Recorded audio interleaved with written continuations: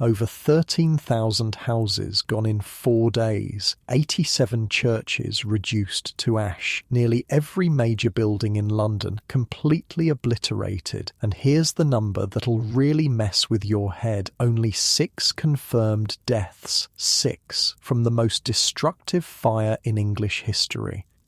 How the hell does a fire destroy an entire city and kill almost no one? That's what I kept asking myself while researching this story, and I'll tell you what, the answers are wild, not just about who survived, but how they survived, the choices they made in split seconds, the stuff they saved instead of their neighbours, the desperate, often bizarre attempts to stop the flames.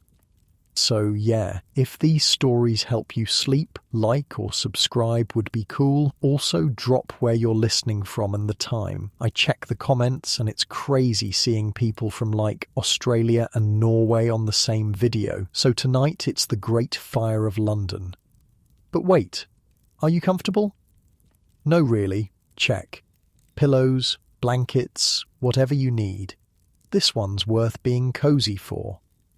Alright, so you're waking up in London, September 1666. First thing that hits you is the smell, not fire, not yet. It's the everyday stench of a medieval city. Imagine raw sewage, rotting food, and the sour sweet tang of bodies that haven't bathed in months, all mixing together in the summer heat.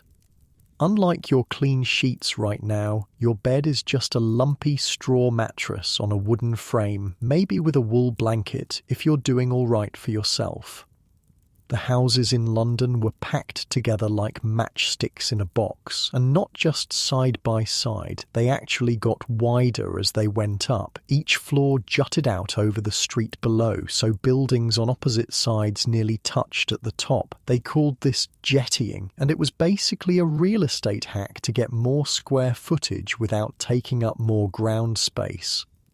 You know those cute half-timbered buildings you see in fairy tales? That's what most of London was made of. Wooden frames filled with wattle and daub, basically twigs woven together and packed with mud mixed with horsehair, dung and straw. Super flammable, especially after the driest summer in living memory had turned everything into perfect kindling. But I'm getting ahead of myself. Let me set the scene properly. It's Saturday night, September 1st, 1666. King Charles II has been on the throne for 6 years. The Great Plague that killed a fifth of London's population has just ended. People are finally feeling hopeful again. Down on Pudding Lane, near London Bridge, Thomas Fariner is closing up his bakery for the night. The name of the street, by the way, had nothing to do with dessert. It came from the puddings, which weren't sweet treats but intestines and organs from the nearby meat market that would be washed down the hill. Gross, right? But that was London for you, a city of about 350,000 people crammed inside medieval walls, living literally on top of each other in wooden fire traps. "Master Fariner, shall I bank the ovens?" his apprentice called out. "I've already seen to it," Thomas replied, wiping flour from his hands. "The fire's out. Go get some sleep." Thomas Fariner was no amateur. He was the king's own baker, supplying bread to the Royal Navy. He knew how to handle ovens safely, at least that's what he would later claim in court. After checking his ovens one last time, or so he said, Fariner went upstairs with his family, his daughter Hannah, his son, and a maid whose name nobody bothered to record. They all went to bed, unaware that below them something was smouldering. Maybe it was an ember that escaped the oven, maybe it was a spark that landed on a pile of kindling. We'll never know for sure. What we do know is that around 1 a.m. the baker's house was suddenly filled with smoke and flames. The Fariners woke up to a nightmare. Fire had already engulfed the ground floor, blocking the stairs. Their only escape was through an upstairs window. Thomas, his son, and his daughter managed to climb out onto the roof of the neighbouring house, but the maid, too terrified of heights to follow them, stayed behind and became the first victim of what would soon be known as the Great Fire of London.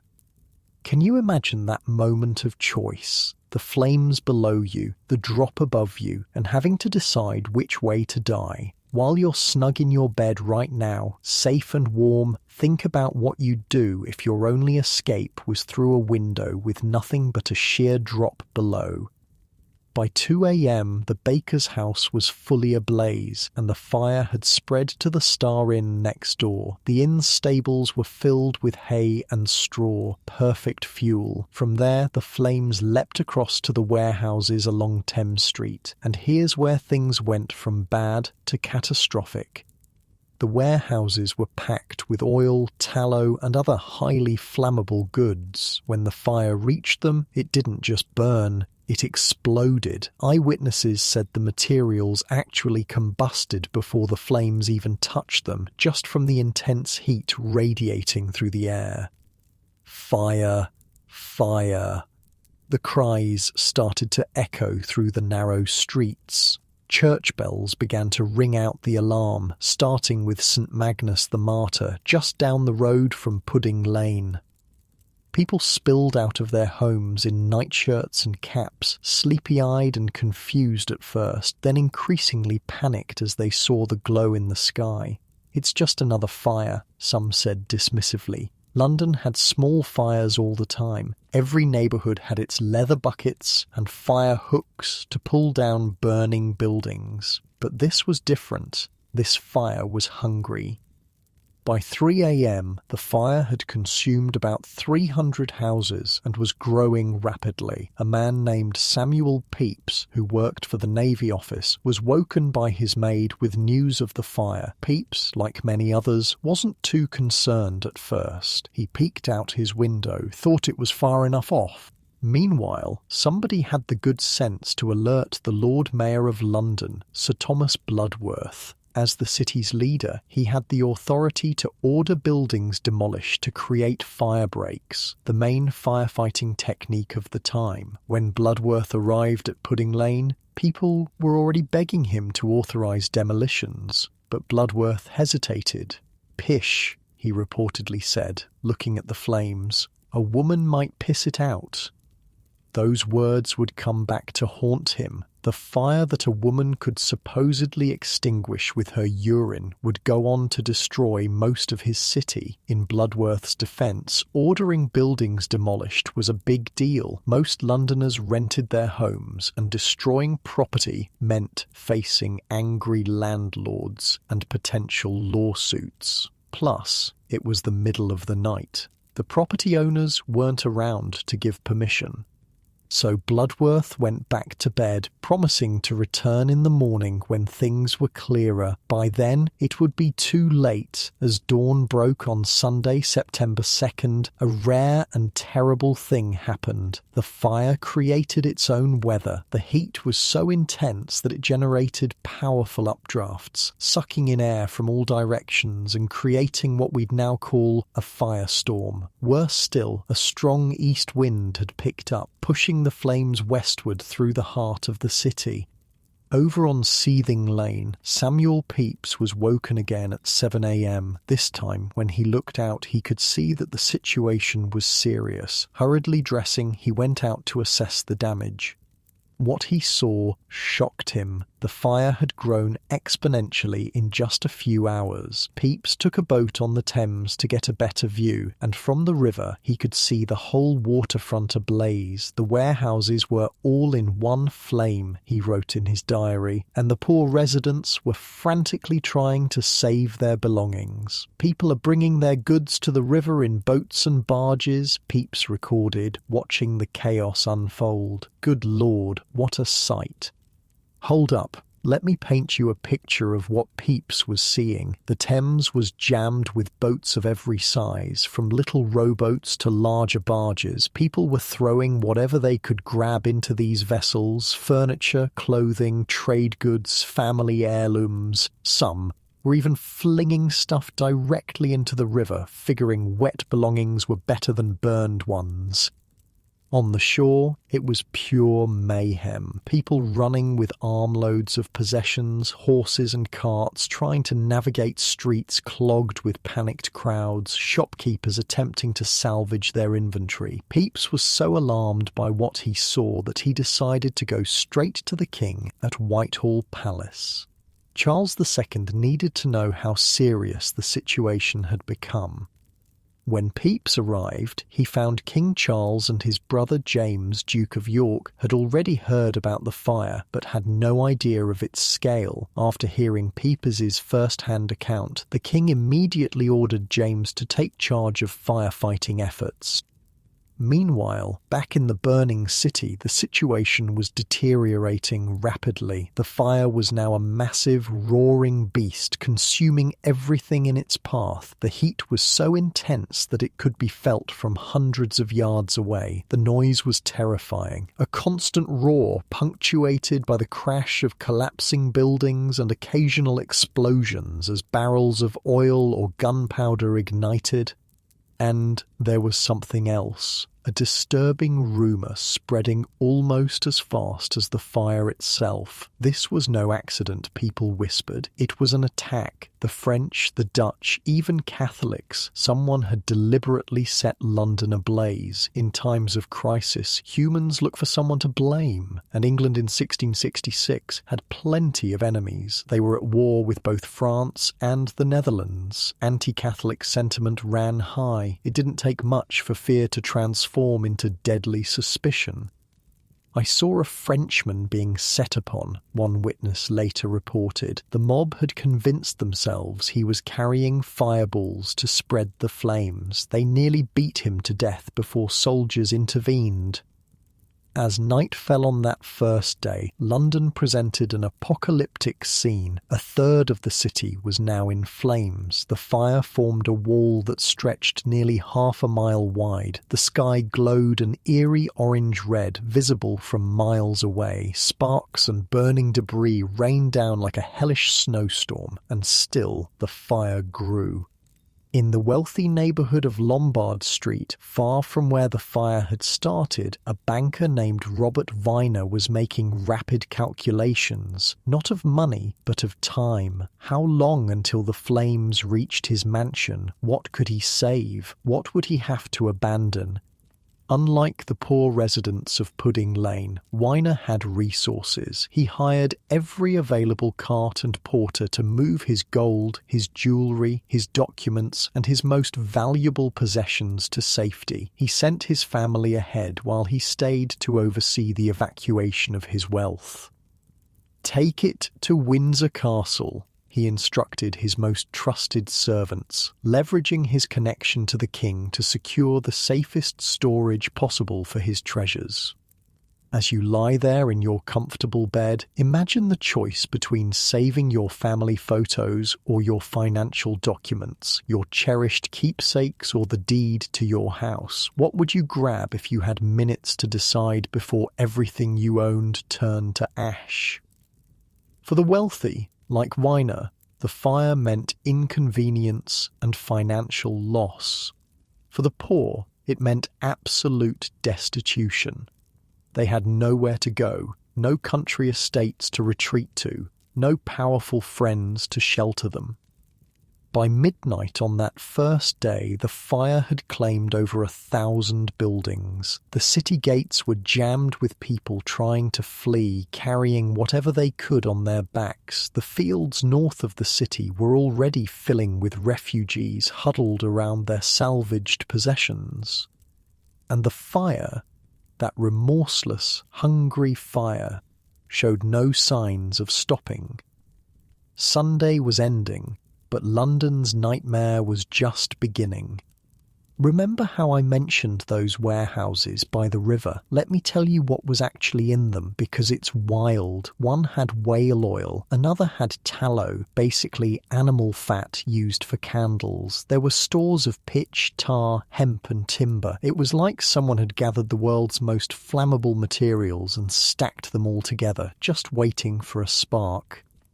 When these warehouses caught fire, they didn't just burn. They created temperatures hot enough to melt iron. One witness described seeing the iron chains on London Bridge glowing red hot before they failed. In your cosy modern bed, it's hard to imagine that kind of heat. The kind that makes stone explode and metal run like water. The kind that creates its own wind system, feeding itself, growing stronger with everything it consumes. As the first day of the Great Fire came to an end, Londoners faced an uncomfortable truth. This was no ordinary blaze. This was something unprecedented, unstoppable, biblical in its scale, and the worst was yet to come. Dawn broke on Monday, September 3rd, day 2 of the fire. Anyone hoping the flames might die down overnight was in for a bitter disappointment. The fire hadn't weakened, it had grown stronger, angrier, hungrier. If you'd managed to get any sleep at all, you'd wake to a city transformed. The sky wasn't blue anymore. It was a churning mix of black smoke and orange glow that blocked out the sun. The air scratched at your lungs with every breath. Your eyes watered constantly, and the noise, God, the noise. The constant roar of the flames, the crash of falling buildings, and the desperate shouts of people trying to save what they could. Let me show you what was happening on the ground. Picture a wall of fire, 30 feet high in some places, advancing through the narrow streets like a living thing. The heat was so intense that buildings would catch fire before the flames even touched them. Windows would shatter from thermal stress, paint would bubble and peel, and then, when the main fire front hit, structures that had stood for centuries would be consumed in minutes. "It's moving faster than a man can walk," one witness reported. Think about that. A fire so powerful you couldn't outpace it by walking. By Monday morning, the fire had reached the financial heart of the city. The Royal Exchange, London's first purpose-built trading centre, was directly in its path. Inside this grand building, merchants from across Europe and beyond conducted the business that made London one of the wealthiest cities in the world. Save what you can. The cry went up as traders rushed to secure their goods. The exchange housed countless valuable commodities: silks from China, spices from India, gold and silver from the Americas. Nicholas Barban, a prominent merchant, watched in horror as the flames approached. 10 years of trade gone in an instant, he muttered, clutching a ledger to his chest. God help us all. But neither God nor man seemed capable of stopping this inferno. By mid-morning, the Royal Exchange was fully ablaze. Its stone columns, which everyone thought would withstand the flames, glowed red-hot before cracking and collapsing under their own weight. "The noise and cracking and thunder of the impetuous flames," wrote diarist John Evelyn, "the shrieking of women and children, the hurry of people, the fall of towers, houses and churches was like a hideous storm." Look, I know it's hard to grasp just how catastrophic this was, so let me put it in modern terms. Imagine if Wall Street, the New York Stock Exchange, and the Federal Reserve all caught fire simultaneously. That's basically what happened to London's economy that Monday morning. By noon, panic had truly set in. The fire was spreading in all directions now, though the easterly wind still drove it primarily westward. People who had initially stayed to protect their properties were abandoning that plan, grabbing whatever they could carry and joining the exodus from the city. The streets were pure chaos. If you'd been there, you'd have seen carts piled high with household goods, furniture, merchandise, anything people could salvage. Rich merchants hired teams of men to move their valuable stock. The poor carried what they could on their backs, or dragged it on makeshift sleds. And the prices for transportation? Absolute highway robbery. Carters and porters were charging 20, 30, 50 times their usual rates. What would normally cost a shilling suddenly cost £2, more than a month's wages for an average worker. £5 to take your trunk to Moorfields? A carter shouted at a desperate family. That's daylight theft, the father protested. The carter just shrugged. Find someone else then. Good luck with that. That was the brutal reality. Supply and demand at its most cutthroat, and many simply couldn't afford to pay, forced to abandon everything they owned. Meanwhile, our shoemaker, Sybil Tame, who worked at Christ's Hospital School, was getting increasingly nervous. The fire was still a good distance from her workshop, but she could see the smoke darkening the sky and smell the burning. The rumble of the distant flames sounded like an approaching storm. "They say it'll never reach this far," her eldest daughter said, trying to sound confident. Sybil wasn't convinced. "Your father always said hope for the best, but prepare for the worst. Start packing our tools." She was wise to be cautious. This fire was breaking all the rules, defying all expectations. By early afternoon, King Charles II and his brother James, Duke of York, had taken personal command of firefighting efforts. This wasn't just for show. Charles actually rolled up his sleeves and joined bucket chains, passing water from person to person in a desperate bid to douse the flames. Imagine that, the King of England sweating alongside bakers and blacksmiths, his fine clothes smeared with soot, his hands blistered from the rough buckets. It was unprecedented, and it made an impression. People still tell stories about it today.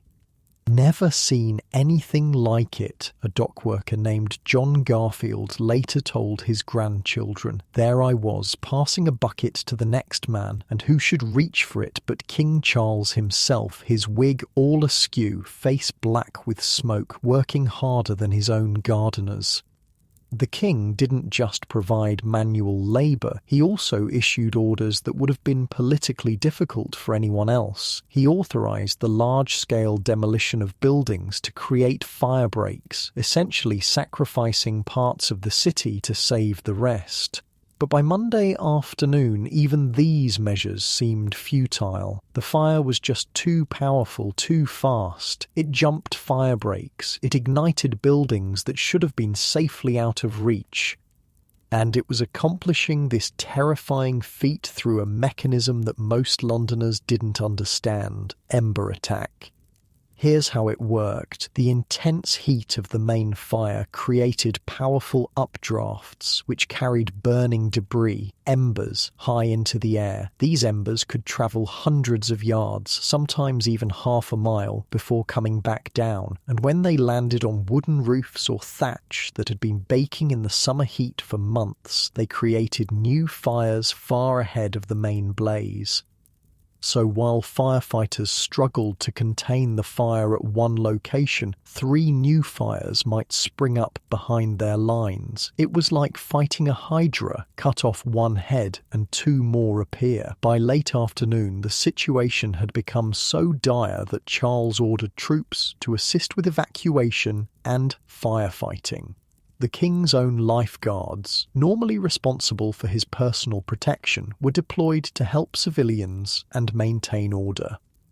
They were needed because as fear spread, so did suspicion. "It's the Dutch," someone would shout, pointing at a foreign-looking person. "They're setting fires." Or, "Catholics did this papist plot." In times of crisis, humans often look for scapegoats, and in 1666, England, with its religious tensions and ongoing war with the Netherlands, foreigners and Catholics made convenient targets. Several innocent people were attacked by mobs. A young French watchmaker was nearly beaten to death before soldiers intervened. A Portuguese merchant had his house looted because someone claimed they saw him throwing fireballs. This isn't just ancient history, by the way. We still do this. When things go bad, we still look for someone different to blame. something to think about as you lie there in your comfortable bed, safe from both fire and mob justice. As evening approached on that second day, the fire reached Cheapside, London's main market street. Here you would have found the city's finest shops selling jewellery, textiles and luxury goods from around the world. All of it fed the flames. Our bookseller, Joshua Curtin, was growing increasingly alarmed. His shop near St Paul's Cathedral wasn't yet threatened, but after seeing what had happened to the Royal Exchange, he wasn't taking any chances. "Everything of value into the cathedral," he instructed his apprentices. "The stone walls will protect our stock." It seemed like a sound plan. St Paul's was one of the largest stone buildings in Europe. If anything could withstand the fire, surely it would be the cathedral with its massive walls and spacious crypt. Joshua wasn't alone in this thinking. All across the city, people were moving their valuables into stone churches, believing them to be fireproof havens. St Paul's crypt was rapidly filling with books, furniture, clothing, and merchant goods. "There's no safer place in London," Joshua assured a fellow bookseller as they wedged their precious inventory into the increasingly crowded space. "Even if the whole city burns, St Paul's will stand." If only he knew how wrong he was. As night fell on Monday, the fire formed a crescent of destruction nearly a mile wide. The glow from the flames was so bright that, according to reports, people could read by it at midnight as far away as Windsor, over 20 miles distant. For those still in the city, sleep was impossible. Not just because of the light and noise, but because of the constant fear that the fire might suddenly change direction and trap them. Every shift in the wind brought fresh panic. Many simply gave up on the idea of rest and continued moving their possessions through the night. The streets remained filled with carts and people, illuminated by the hellish glow of their burning city. Our banker, Robert Weiner, had successfully evacuated his most valuable possessions to Windsor Castle, but he remained in London, staying just ahead of the flames, trying to salvage what he could from his various properties and investments. "The exchange is gone," his steward reported, finding Weiner directing servants at one of his warehouses. "And my offices?" Weiner asked, already knowing the answer. "Nothing remains, sir. Not a brick standing." Weiner had lost the equivalent of millions in modern currency. But unlike the poor residents of London, he had investments elsewhere, properties in the country, connections at court. He would survive this financial catastrophe. Many others would not be so fortunate. In fact, walking through London that night, you'd have seen the stark divide between rich and poor made even more obvious by the fire. The wealthy hired men to protect their properties or move their goods. They had options, places to go, resources to fall back on. The poor had none of this. Many simply sat on bundles of salvaged possessions in the fields outside the city, watching their homes and livelihoods turn to ash, with no idea what would come next. "Where will we go?" a woman asked her husband as they huddled with their children in Moorfields, one of the open spaces north of the city that had become a refugee camp. "I don't know," he admitted, "but we're alive. We'll figure something out." That sentiment, "we're alive, we'll figure something out," captures something essential about human resilience, something to remember next time you're facing your own personal disaster, though hopefully not one as catastrophic as the Great Fire. As Monday turned to Tuesday, the third day of the fire, the wind showed no signs of dropping. If anything, it was strengthening, driving the flames ever westward with frightening speed. The fire had now consumed most of the area inside London's city walls, but it wasn't content to stay there. It pushed beyond the walls, threatening the wealthy districts to the west and the seat of government at Westminster. King Charles, who had returned to Whitehall Palace for a few hours of rest, was awoken with alarming news. The fire was approaching the Temple, a complex of buildings that housed London's legal profession and contained irreplaceable legal records dating back centuries. If the Temple fell, England's entire legal system could be thrown into chaos. Titles to land, important precedents, the documentary foundation of the nation's laws, all would be lost.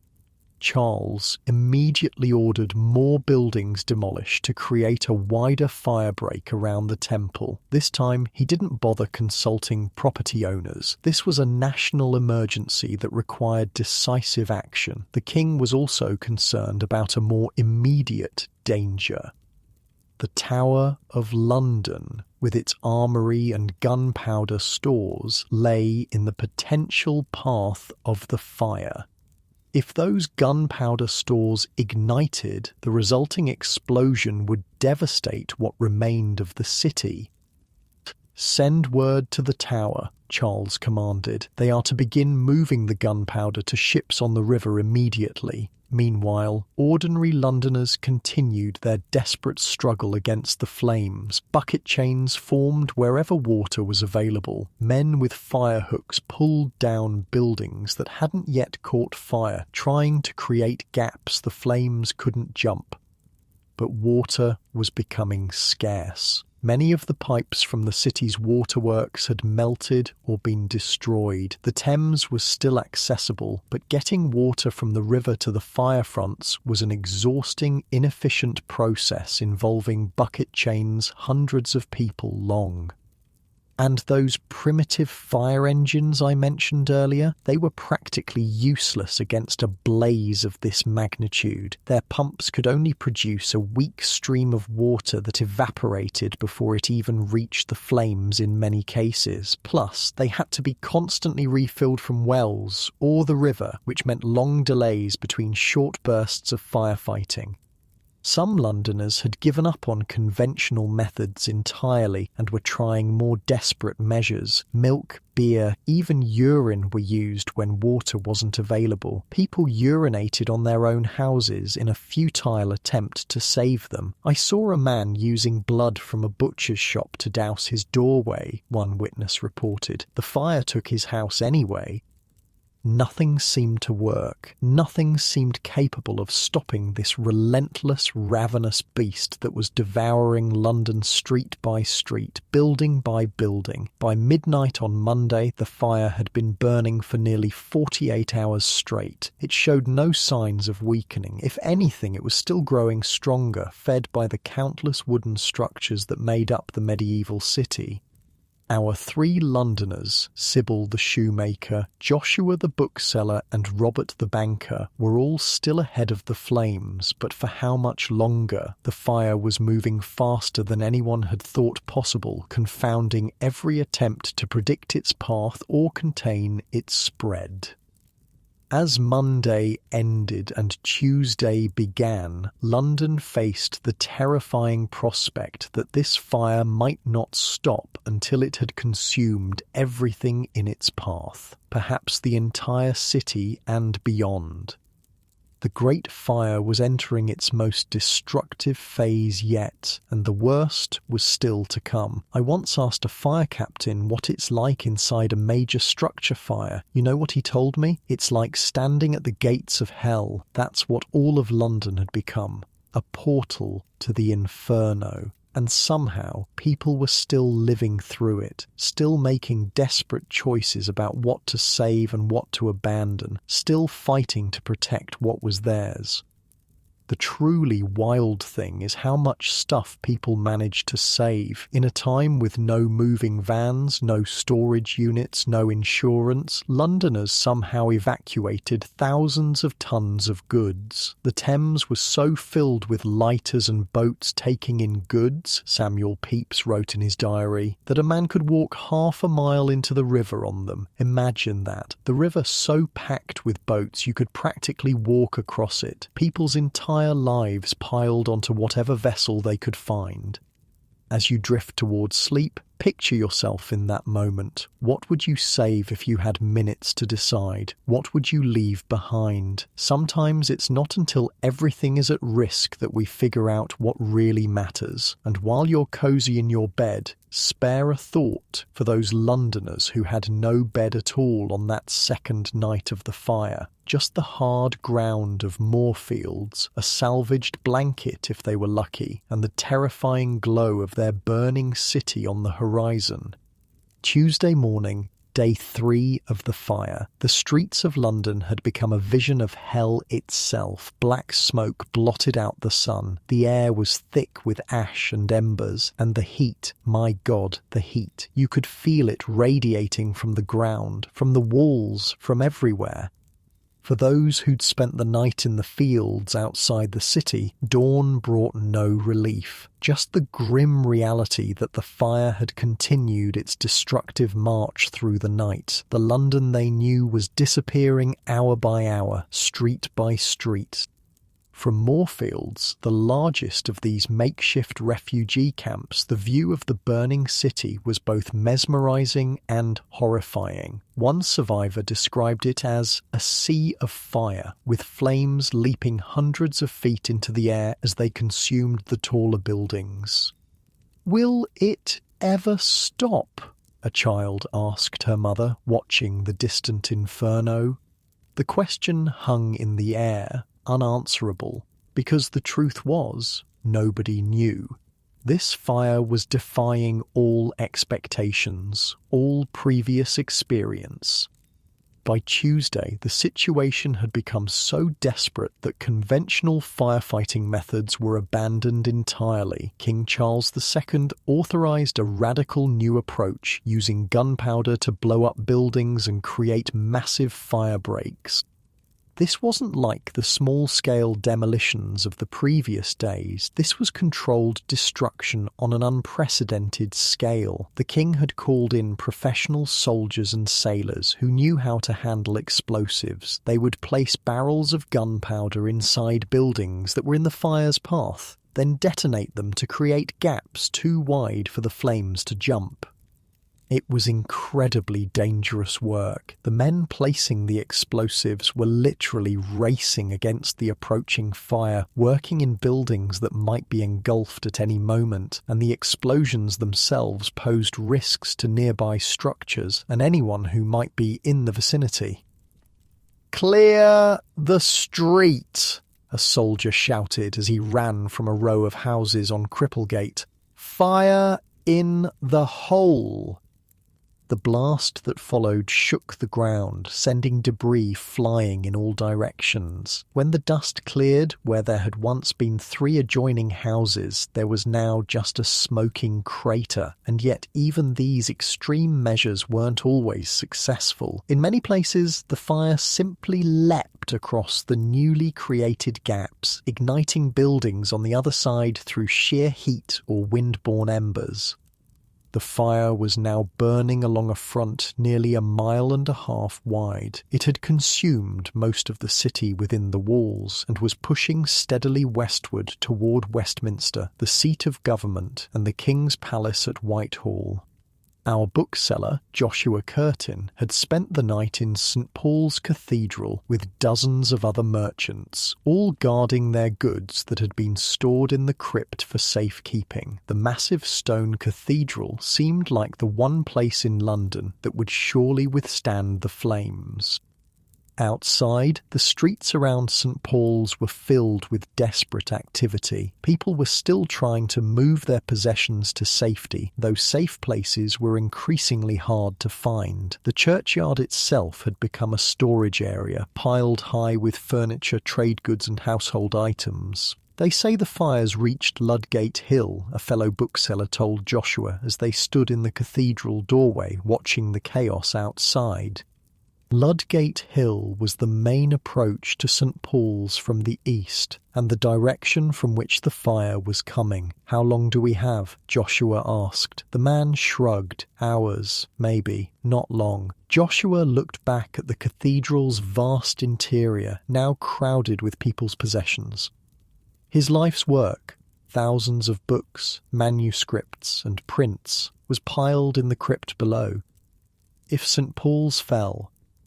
But no, that was unthinkable. The cathedral had stood for centuries. Its walls were 5 feet thick in places. If anything in London could withstand the fire, surely it would be St. Paul's. Meanwhile, in the northern part of the city, our shoemaker Sybil Tame was frantically packing her tools and materials. Christ's Hospital, where she lived and worked, was still outside the fire's immediate path, but she had decided not to take any chances.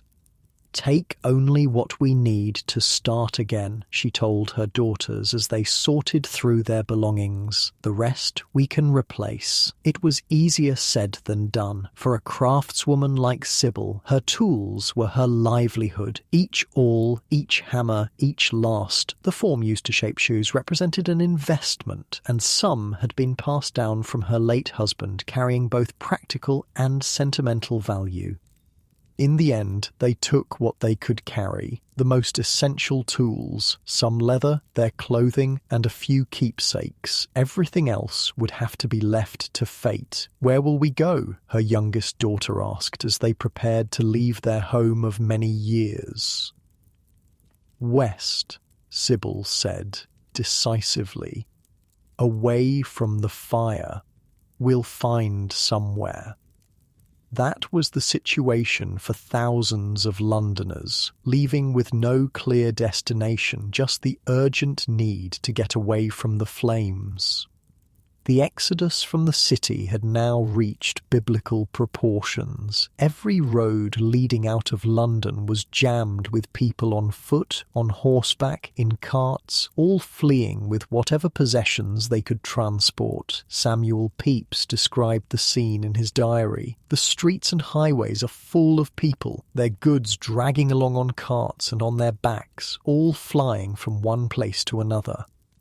But not everyone was fleeing. Some stayed to fight the fire, driven by desperation or duty or simple stubbornness. And some, God help them, saw opportunity in the chaos. Looters moved through abandoned buildings, taking whatever of value remained. Sometimes they were caught and beaten by angry homeowners or arrested by soldiers. But in the confusion of the fire, many escaped with their ill-gotten gains.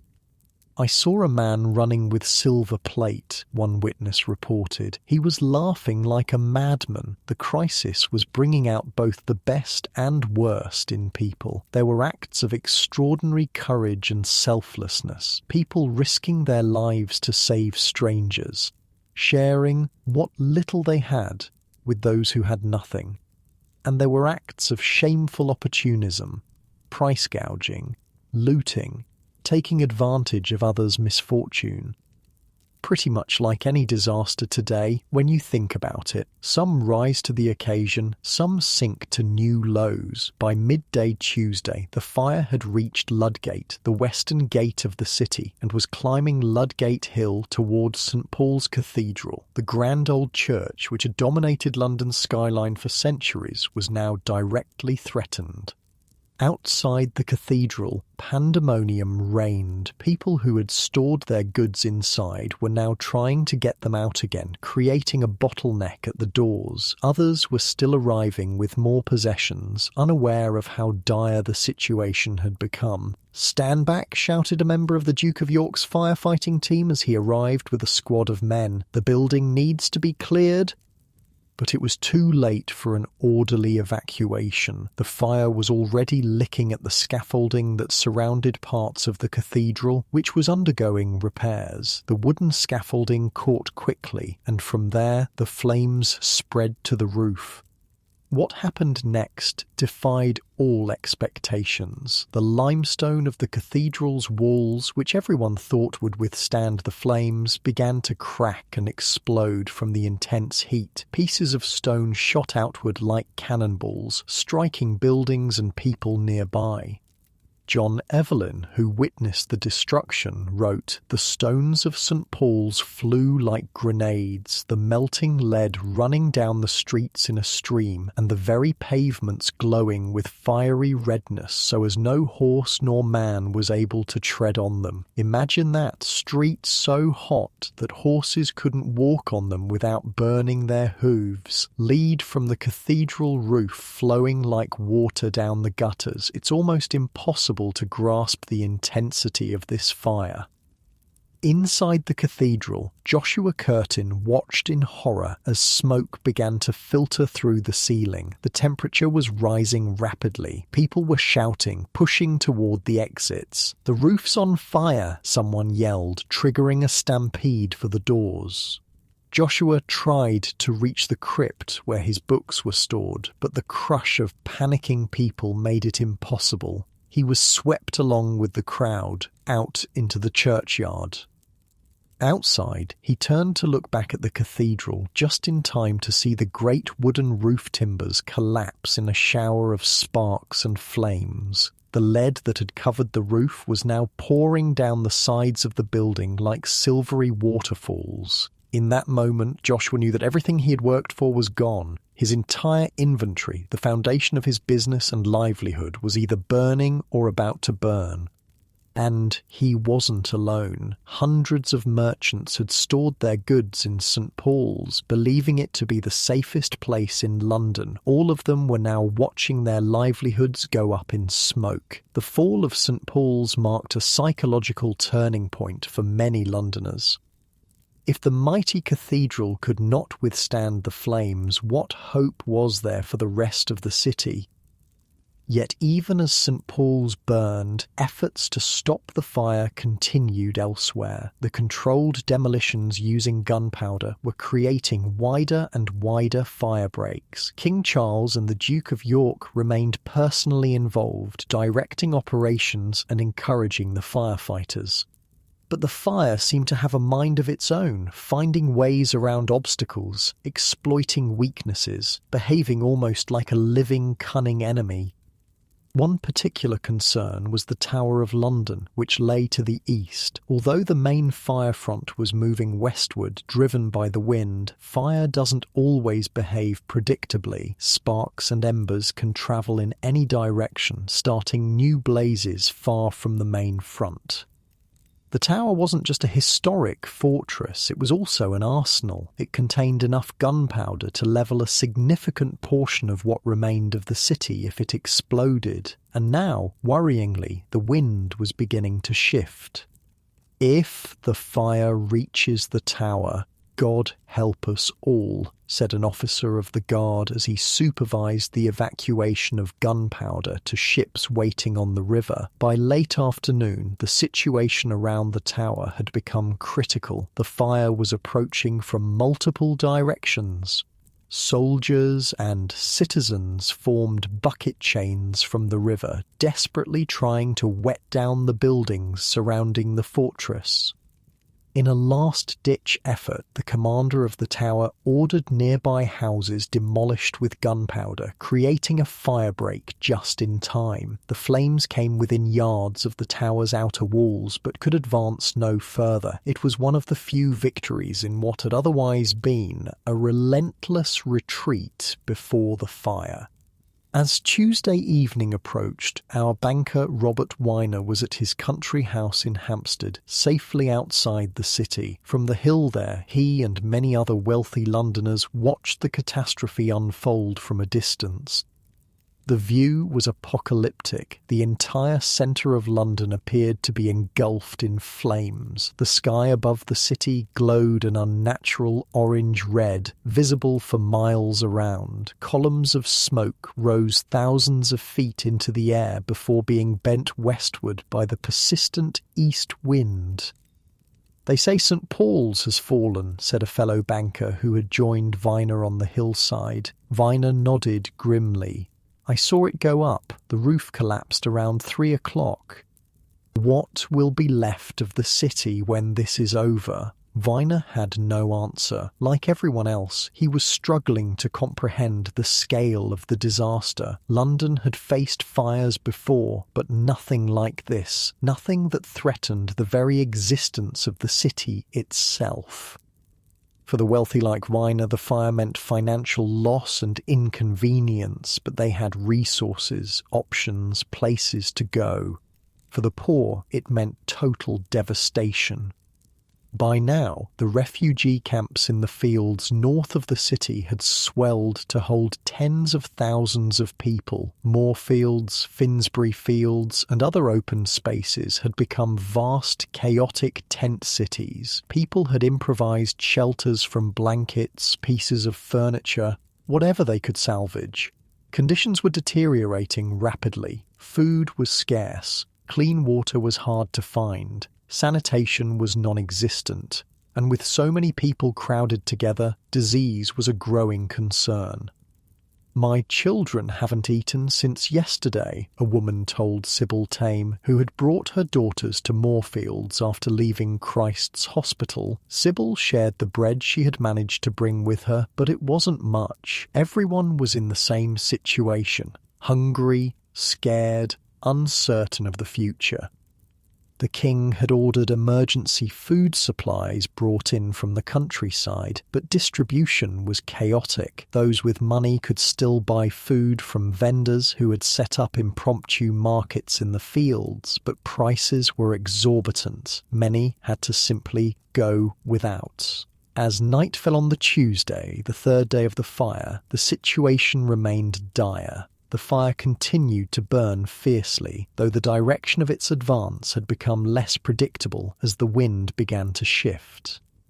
The western part of the city, including Fleet Street and the Temple, was now engulfed. The fire had reached the banks of the Fleet River, a tributary of the Thames that flowed through the western part of the city. Some hoped this natural barrier might stop the flames. But the river was narrow and heavily polluted, more of an open sewer than a proper waterway. "Will it cross the Fleet?" was the question on everyone's lips.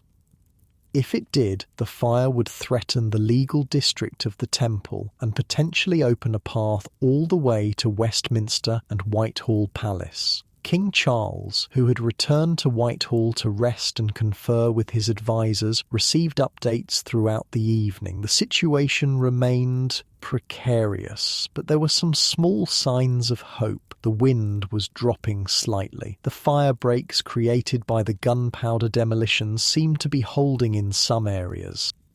But no one was ready to declare victory yet. The fire had confounded all expectations thus far. No one would believe it was contained until they saw it with their own eyes. And so, as Tuesday night deepened, London remained a city in crisis. The fire had been burning for nearly 72 hours without pause. It had destroyed most of the city within the walls and was threatening areas beyond. Thousands were homeless, hungry, and afraid. Yet even in the midst of this catastrophe, there were moments of remarkable humanity. Strangers sharing what little food they had, people opening their homes to those who had lost everything, neighbours helping neighbours save what could be saved. "We shall rebuild," the king had declared earlier that day. "London will rise again from these ashes." Easy for him to say, perhaps. He had palaces. The average Londoner had lost everything.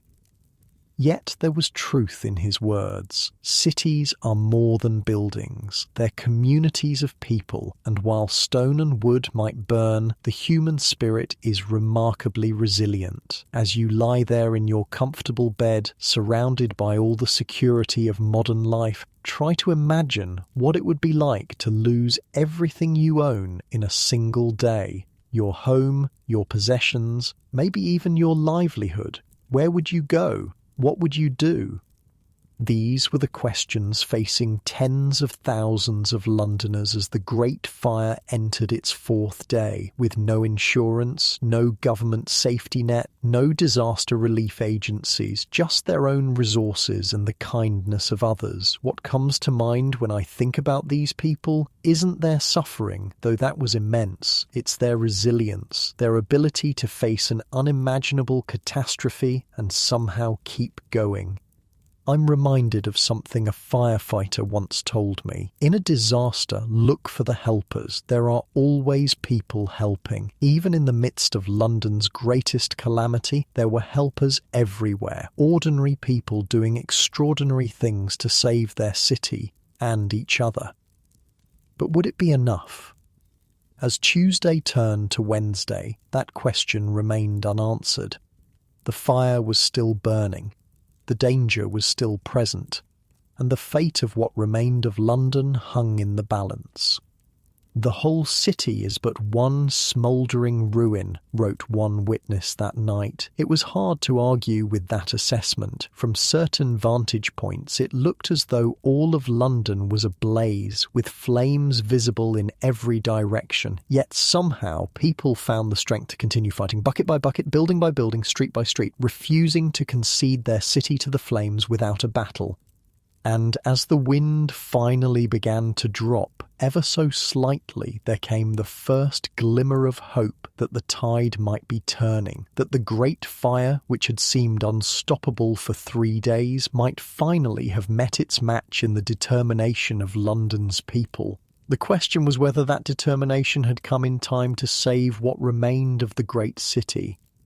Wednesday morning, September 5th. Day 4 of the Great Fire. The smoke was so thick now that breathing was difficult even miles from the flames. The sun, when visible at all, appeared as a dim red disk through the haze.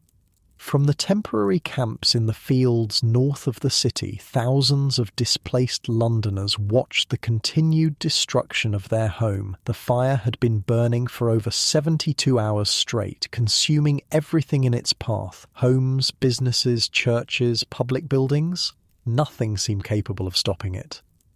But something had changed overnight. The relentless east wind that had driven the flames westward for 3 days had finally begun to slacken, and in some areas the massive firebreaks created by gunpowder demolitions were starting to contain the spread. For the first time since the fire began, there was a sense that the tide might be turning. King Charles, who had snatched a few hours of sleep at Whitehall Palace, was back on the streets at dawn, coordinating the firefighting efforts. His brother, the Duke of York, was doing the same in another part of the city. "The wind is dropping," the Duke reported when they met briefly at midday. "If it holds, we might contain this yet." But even as hope grew that the fire might finally be brought under control, the destruction continued. The western part of the city was still burning fiercely. Fleet Street, the Inns of Court, and parts of the Temple area were all ablaze. And the aftermath of the fire was creating new dangers. Buildings that had been partially burned were now structurally unsound, liable to collapse at any moment. The intense heat had cracked and weakened even stone structures. The ground itself remained so hot in many areas that it was impossible to walk on without burning one's feet. "Watch the walls!" came a sudden shout as a group of men tried to salvage goods from a partially burned building on Fleet Street. They scattered just in time as the facade of the structure collapsed outward, sending bricks and timbers crashing into the street. Not everyone was so lucky. Throughout the day, there were reports of people injured or killed by falling debris as they tried to return to their properties too soon. The king had issued a proclamation warning people to stay away from burned areas until they could be properly assessed, but desperation drove many to ignore this order. They wanted to see if anything could be salvaged from the ruins of their homes and businesses. For our bookseller, Joshua Curtin, there was nothing left to salvage. St. Paul's Cathedral, where he had stored his entire inventory, was now just a smouldering shell. The great church that had dominated London's skyline for centuries had been gutted by the flames. "All gone," he muttered as he stood in the churchyard looking at the ruined cathedral. Every last page. Joshua wasn't just facing the loss of his current stock, he was looking at the complete destruction of his business. He had no capital to buy new inventory, no shop to sell from, no way to support himself. Like thousands of other Londoners, he had been reduced to destitution in the space of a few days. The psychological impact of these losses was as devastating as the material impact. People who had worked for decades to build businesses and accumulate property now found themselves with nothing. The certainties and securities of their lives had literally gone up in smoke. In the fields outside the city, our shoemaker, Sybil Tame, was trying to keep her daughter's spirits up despite their grim situation.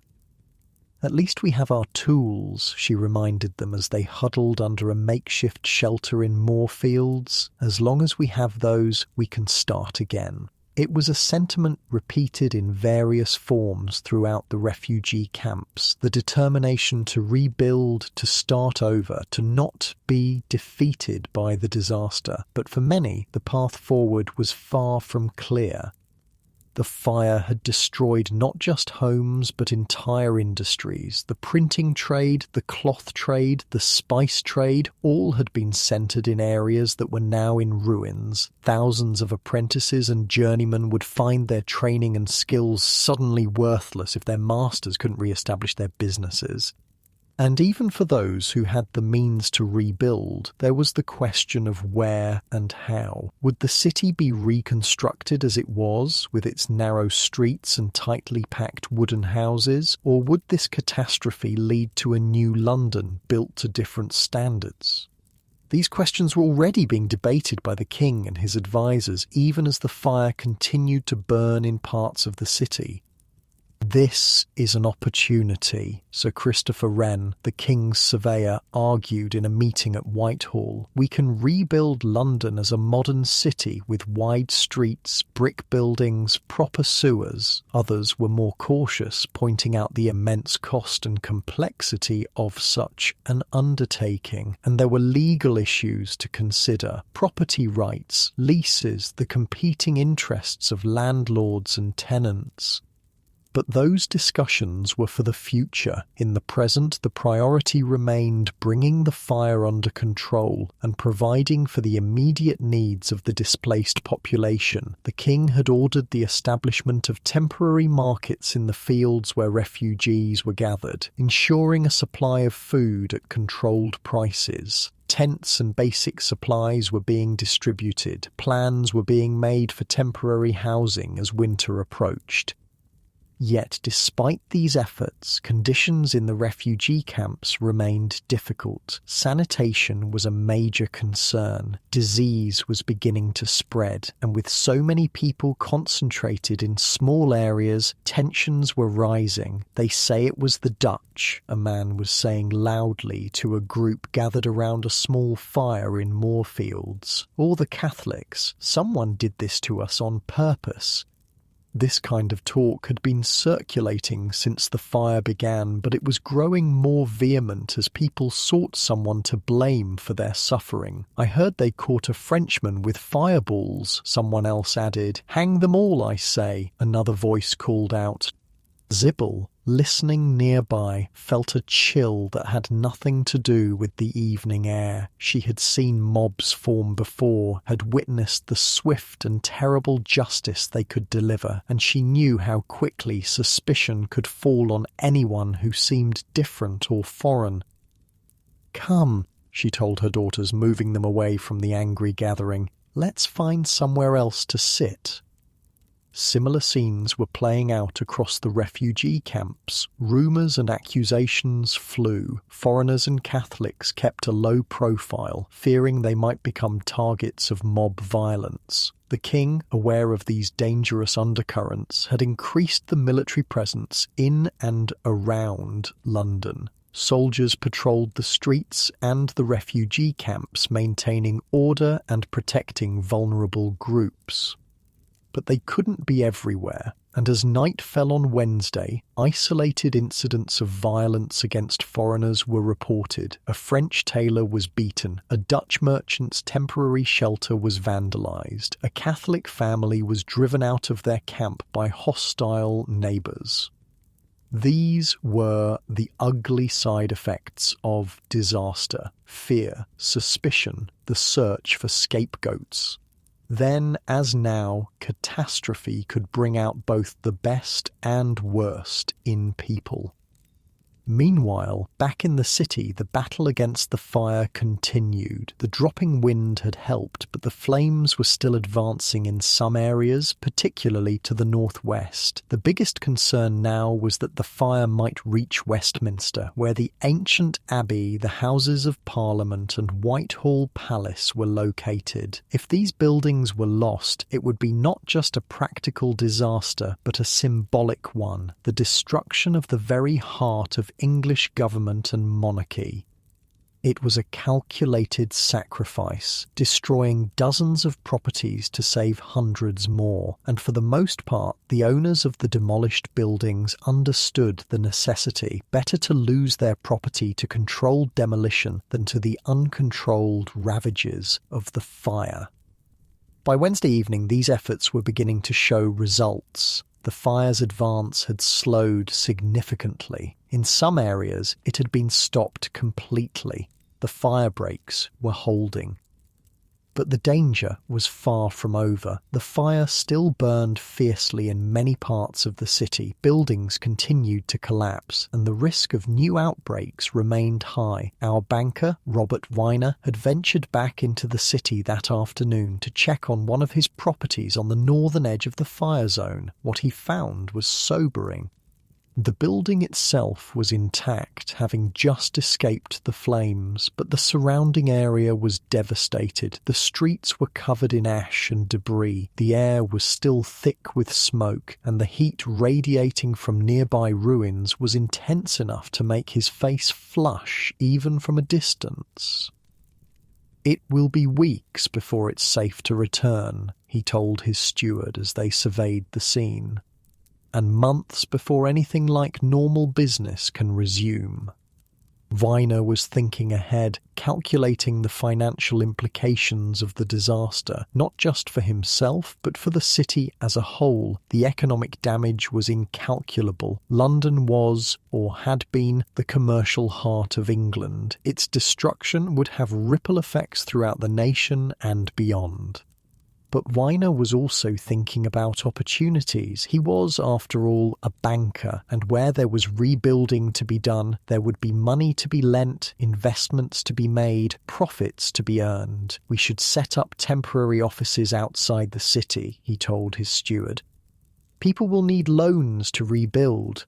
They'll need banking services." The steward nodded. "I'll make arrangements, sir." Even in the midst of catastrophe, commerce continued. Life went on. People adapted. As Wednesday night deepened, the fire was finally showing clear signs of weakening. The combination of dropping winds, extensive fire breaks, and the exhaustive efforts of thousands of firefighters was beginning to turn the tide. In some areas, the flames had been reduced to smouldering ruins. In others, they still burned, but with less ferocity than before, and most importantly, the fire's expansion had been largely contained. For the first time since the disaster began, people dared to hope that the worst might be over. But even if the fire was finally being brought under control, its consequences would be felt for years, decades, perhaps centuries to come. London had been fundamentally changed, physically and psychologically. The city that had stood since Roman times, that had weathered plagues and civil wars and countless smaller fires, had been brought to its knees in just 4 days. Its medieval heart had been all but erased from the map. What would rise from these ashes remained to be seen. But it would not, could not, be the same London that had existed before.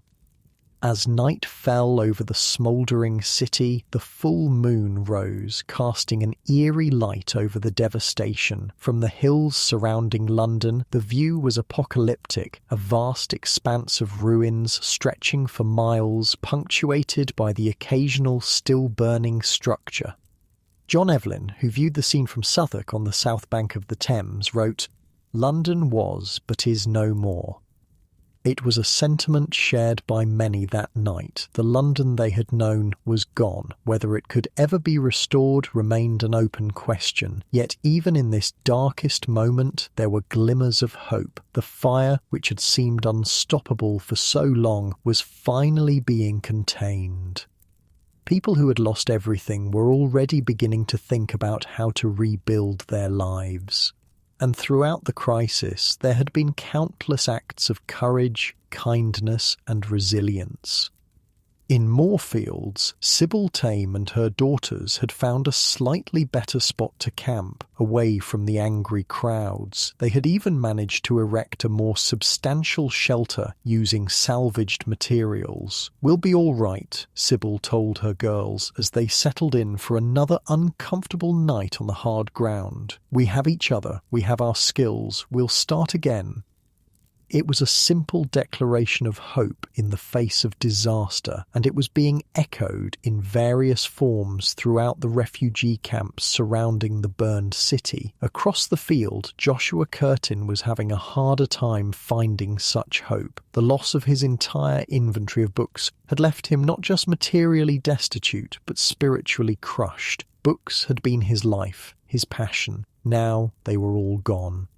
"What will you do now?" asked a fellow bookseller who had fared slightly better, having managed to save some of his stock. Joshua shook his head. "I don't know. I truly don't know." In that moment of despair, he couldn't see a way forward. The future seemed as dark and ruined as the city itself.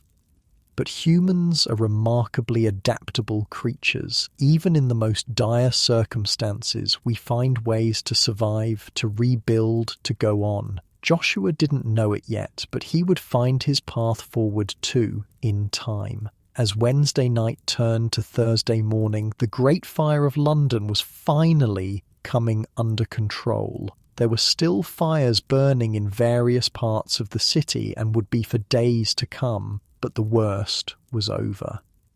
The most destructive fire in London's history had burned for 4 days and nights. It had destroyed approximately 13,000 houses, 87 parish churches, 44 livery company halls, and hundreds of other buildings, including the Royal Exchange, Guildhall, and of course St. Paul's Cathedral. The financial cost was staggering, estimated at around 10 million at the time, equivalent to billions in today's money. And the human cost, while harder to quantify, was no less real. Tens of thousands of people had lost their homes, their livelihoods, everything they owned.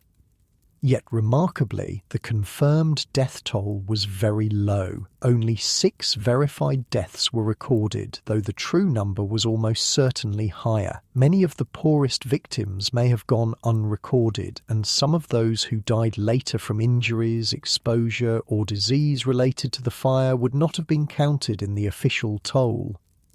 Still, given the scale of the disaster, it was almost miraculous that more people hadn't perished directly in the flames. The relatively slow spread of the fire during its early hours had given most people time to evacuate, and the fact that it began on a Sunday, when many businesses were closed and the warehouses along the river were less busy than usual, had probably saved many lives.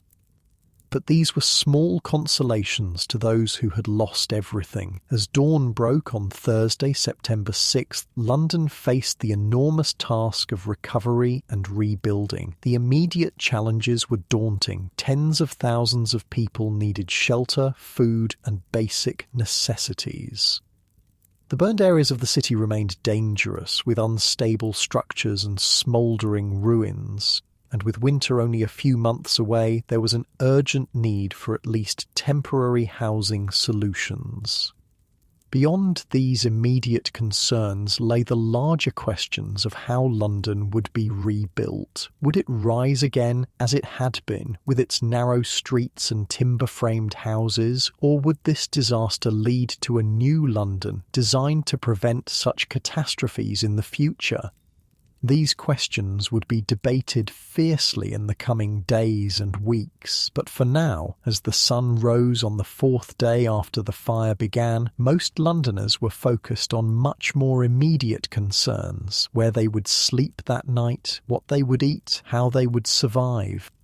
The Great Fire had tested London as few events in its long history had done. It had revealed both the vulnerability and the resilience of the city and its people, and it had changed the course of London's development in ways that would be felt for centuries to come.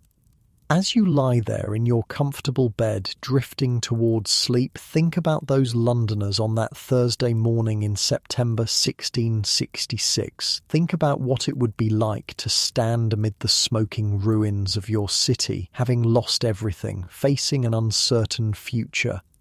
And then think about the extraordinary human capacity for resilience, for adaptation, for hope in the face of disaster, because that ultimately is what the story of the Great Fire teaches us, not just about London, but about ourselves. I want you to really picture the scale of this fire. From certain vantage points around London, you could see the entire city centre in flames. The glow at night was visible from 40 miles away. People in Oxford, 60 miles distant, reported seeing the smoke. Samuel Pepys wrote that he observed the saddest sight of desolation that I ever saw. Everywhere great fires, oil cellars and brimstone and other things burning. John Evelyn described the scene as a resemblance of Sodom or the last day. London was, but is no more. These weren't just poetic exaggerations. The Great Fire really was that catastrophic. It's hard for our modern minds to fully grasp what it would have been like to live through such an event, in an age before fire departments, before insurance, before the social safety nets we take for granted today. And yet, somehow, London survived. Not just survived, but eventually thrived. The city was rebuilt better than before. New regulations required buildings to be made of brick or stone rather than wood. Streets were widened. Firebreaks were incorporated into the urban design. From the ashes of medieval London emerged a more modern city, one that would go on to become the largest in the world by the 19th century, the heart of a global empire. But that was all in the future. For now, as the Great Fire finally burned itself out, London's residents faced the enormous challenge of rebuilding their lives and their city from scratch. The story of how they did that, of London's phoenix-like rise from the ashes, is almost as remarkable as the story of the fire itself.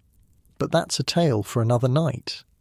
For now, as you drift closer to sleep, I want you to think about what it means to lose everything and start again, about the resilience that allows people to face unimaginable disaster and somehow find the strength to move forward.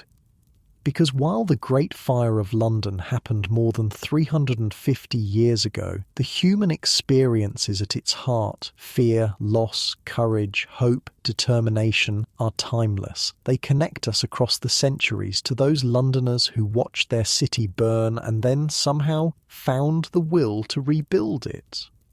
That's what makes history more than just dates and facts. It's about people not so different from you and me, facing extraordinary circumstances, showing us both the depths of human vulnerability and the heights of human resilience.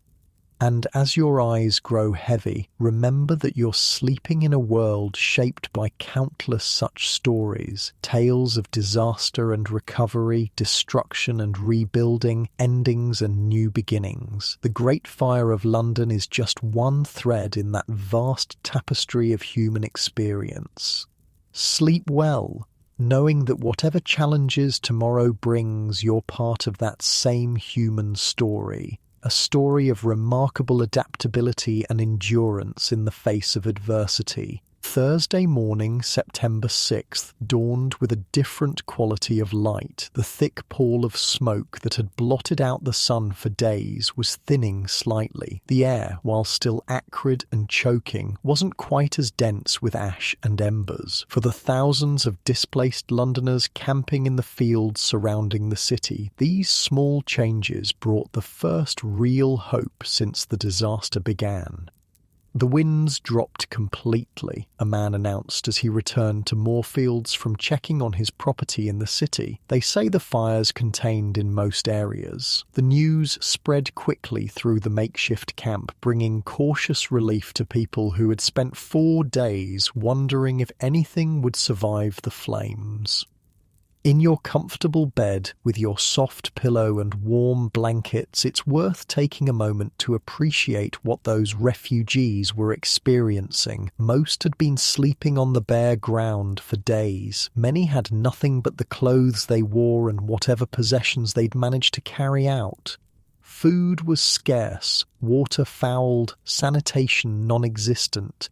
And hovering over everything was the constant fear that the fire might spread to the very fields where they'd sought refuge. So the news that the fire was finally being contained, that it wouldn't devour what little remained of their city, was like the first gasp of air after nearly drowning. Inside what remained of the city walls, the situation was looking more hopeful by the hour. The massive firebreaks created by gunpowder demolitions had finally done their work, stopping the flames from spreading further west toward Westminster and Whitehall. The Duke of York, who had been directing firefighting efforts almost without rest since Sunday, surveyed the scene from the western edge of the burned area. "We've contained it here," he told his exhausted team, "but we need to watch for flare-ups. The ground is still too hot in many places." Indeed, the danger wasn't completely over. Though the main fire fronts had been contained, smaller fires continued to burn throughout the devastated areas. Buildings that had been smouldering for days would occasionally burst back into flames, and the intense heat retained by stone and brick structures meant that spontaneous reignition remained a risk.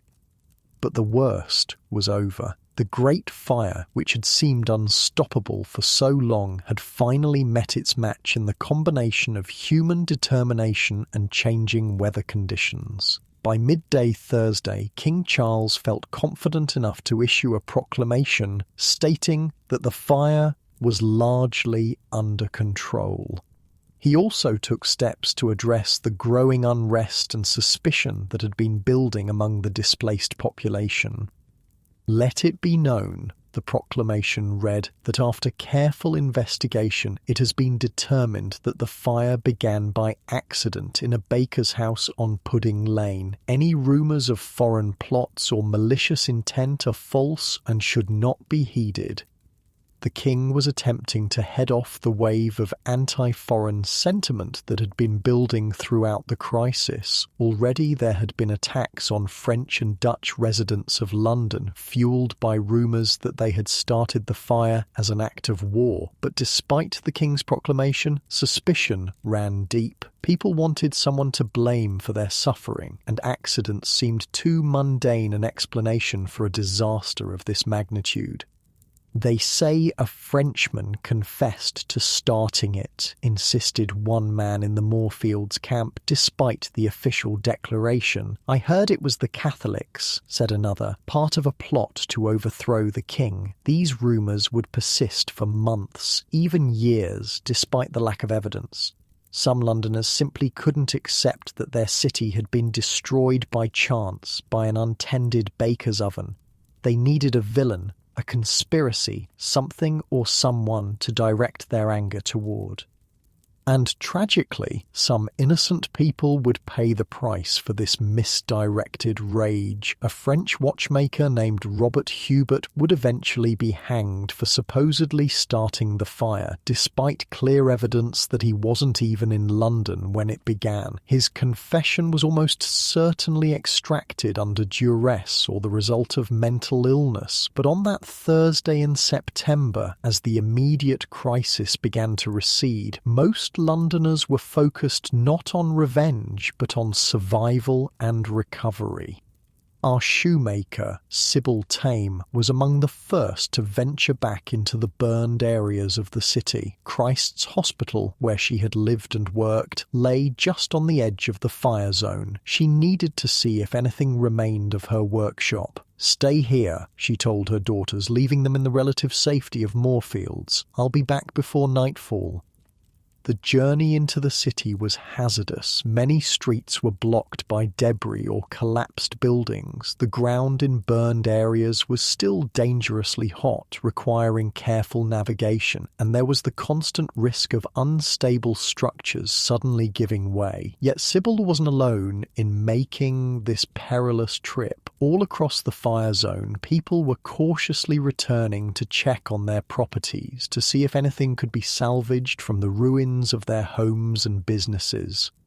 What they found was devastating. The fire had been so intense that in many areas nothing remained but scorched foundations. Entire streets had been reduced to ash and rubble. Landmarks that had stood for centuries were simply gone, as if they had never existed. "It's like walking through a foreign city," one returning resident remarked. "I don't recognize anything." The disorientation was profound. Streets that people had known all their lives were now unrecognizable. Buildings that had served as navigational reference points were gone. The very geography of the city had been altered by the disaster. When Sybil reached the area where Christ's Hospital stood, she found a scene of partial destruction. The fire had burned right up to the edge of the hospital grounds before being contained. Some of the outlying buildings, including her workshop, had been damaged but not completely destroyed. Her living quarters were gone, the roof collapsed and the interior gutted by flames, but the storeroom where she kept her leather and some of her larger tools had somehow survived, protected by a thick stone wall that had acted as a firebreak. It wasn't much, but it was something, a foundation upon which to rebuild. As Sybil picked through the remains of her workshop, salvaging what she could, she became aware of others doing the same nearby. The survivors were returning, reclaiming what little the fire had left them. "Found anything worth saving?" asked a familiar voice. Sybil looked up to see Margaret, a seamstress who had lived in the building adjacent to hers. "Some leather, a few tools," Sybil replied. "You?" Margaret held up a small bundle. "My scissors, a bolt of linen that didn't burn. It's not much." "It's a start," Sybil said, and in those 3 simple words lay the essence of London's response to the Great Fire. It's a start, a beginning, a first step on the long road to recovery. This attitude, practical, resilient, forward-looking, would characterise much of the city's approach to rebuilding. Londoners didn't waste time lamenting what was lost. They focused on what remained and how to build upon it. Of course, there were practical considerations driving this approach. Winter was coming. People needed shelter, food, work. There was no time for extended mourning when survival itself was at stake. But there was also something deeply ingrained in the London character, a toughness, a pragmatism, a refusal to be defeated by circumstance. These qualities had seen the city through plagues, wars, and previous fires. They would see it through this catastrophe as well. By Thursday afternoon, the king and his advisors were already turning their attention from firefighting to recovery and rebuilding. Meeting at Whitehall Palace, they began to formulate plans for both the immediate relief of the displaced population and the longer-term reconstruction of the city. "We must establish temporary markets immediately," the king declared. "People need food and at fair prices." Within hours, royal proclamations were issued establishing 8 temporary markets in the fields around London. Price controls were imposed to prevent profiteering. Supplies were ordered from the surrounding countryside. The king also directed that public buildings and churches that had survived the fire should be opened to provide shelter for those who had nowhere else to go. Tents and building materials were to be made available for the construction of temporary housing. These measures addressed the immediate humanitarian crisis, but the bigger question remained: how would London itself be rebuilt? Christopher Wren, the king's surveyor and one of the foremost architects of the age, had already prepared a bold plan for a new London. He envisioned wide, straight streets arranged in a grid pattern, grand public squares, and buildings constructed primarily of brick and stone rather than wood. "This is our opportunity," Wren argued, presenting his designs to the king. "We can create a modern city, one worthy of your majesty and the nation." Other architects and planners offered their own visions. Some were even more radical than Wren's, proposing to completely redesign the street layout and property boundaries. But such dramatic changes faced significant obstacles. Legal questions about property rights were complex. Who owned the land beneath the burned buildings? Would original property boundaries be respected in the reconstruction? How would disputes between landlords and tenants be resolved? And then there was the matter of cost. A complete redesign of the city would be enormously expensive. Who would pay for it? The Crown? The City of London? Individual property owners? These questions would be debated fiercely in the coming weeks and months, but even as the discussions continued, Londoners were already beginning to rebuild on their own initiative, sometimes without waiting for official plans or permissions. Our banker, Robert Viner, was among those taking immediate action. Though he had lost several properties in the fire, his wealth and connections allowed him to recover more quickly than most. "We'll establish temporary offices here," he told his steward, indicating a location just outside the burned area, "and begin providing loans for rebuilding as soon as possible." Viner understood that the reconstruction of London represented not just a challenge, but an opportunity. Those with capital to invest, with services to offer, stood to profit handsomely from the massive rebuilding effort that was about to begin. Of course, this sort of opportunism in the face of disaster has its unsavoury aspects. Some would exploit the crisis, charging exorbitant interest rates or buying up land from desperate sellers at far below its value. But it also provided the financial mechanism by which rebuilding could begin quickly, without waiting for government action or official plans. Private capital, motivated by the prospect of profit, would drive much of London's reconstruction.